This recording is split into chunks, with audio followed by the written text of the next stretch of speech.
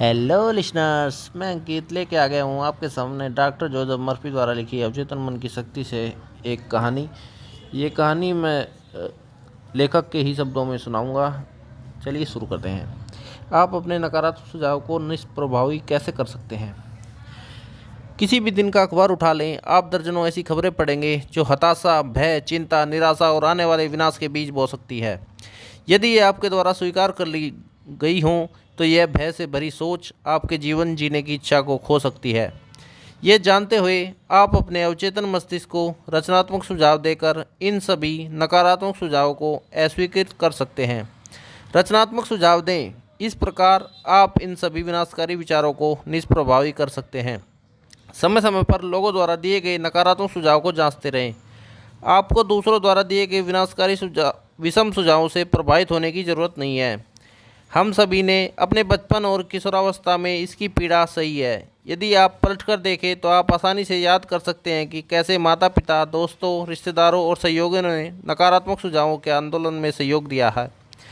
आपको जो कुछ बताया गया उसका अध्ययन करें तो आप पाएंगे कि इसमें से अधिकतर को एक प्रचार का रूप दिया गया।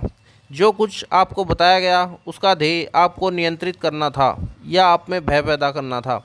इस तरह के विषम सुझाव प्रक्रिया हर घर, ऑफिस, फैक्ट्री और क्लब में चलती रहती हैं।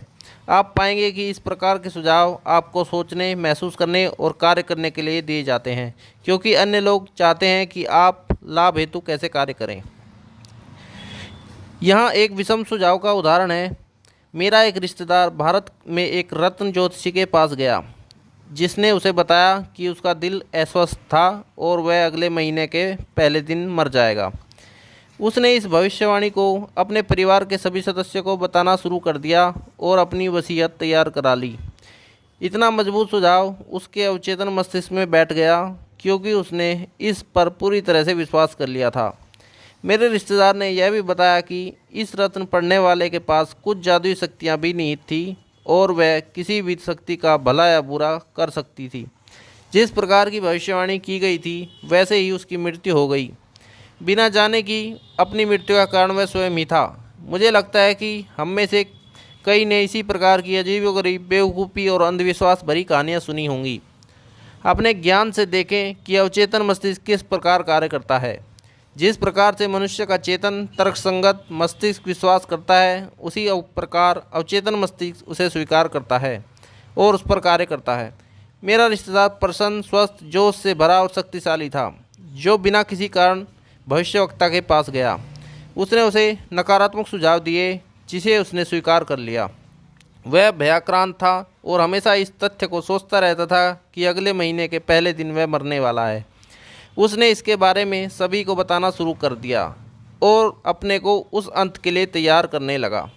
उसके मन में भी क्रियाएं शुरू हो गई और उसकी अपनी सोच इसका कारण थी। वह स्वयं अपनी इस मौत को लाया अथवा अपने डर और अंत की आशंका से अपने भौतिक शरीर के विनाश का कारण बना। जिस महिला ने उसकी मृत्यु की भविष्यवाणी की थी, उसके पास उस क्षेत्र की कोई शक्ति नहीं थी। उसके सुझाव में कोई रचनात्मक अथवा उसका अंत करने जैसी कोई शक्ति नहीं थी। यदि उसे मस्तिष्क के नियम का ज्ञान होता तो वह इस नकारात्मक सुझाव को पूरी तरह से नकार देता। यदि वह जानता कि अपने विचार और एहसास से ही वह नियंत्रित और शासित होता है। एक टिन के तीर की तरह जिसका लक्ष्य लड़ाकू जहाज पर था, महिला की भविष्यवाणी बिना उसे नुकसान पहुंचाए पूरी तरह से निष्क्रिय और नष्ट की जा सकती थी। दूसरों द्वारा दिए गए सुझावों की आपके ऊपर स्वतः कोई शक्ति कार्य नहीं करती है, जब तक कि आप अपने विचारों द्वारा उन्हें शक्ति प्रदान न करें। आपको अपनी मानसिक स्वीकृति देनी होगी। आपको विचार को स्वीकार करना होगा, तब यह आपका अपना विचार बन जाता है और आप सोचने लगते हैं। स्मरण रखें, आपके अंदर अपने लिए अच्छा चुनने की क्षमता है। ज़िंदगी चुनिए, प्यार चुनिए, अच्छा स्वास्थ्य चुनिए। तो ये कहानी कैसी लगी कमेंट करके बताइए और लाइक कीजिए।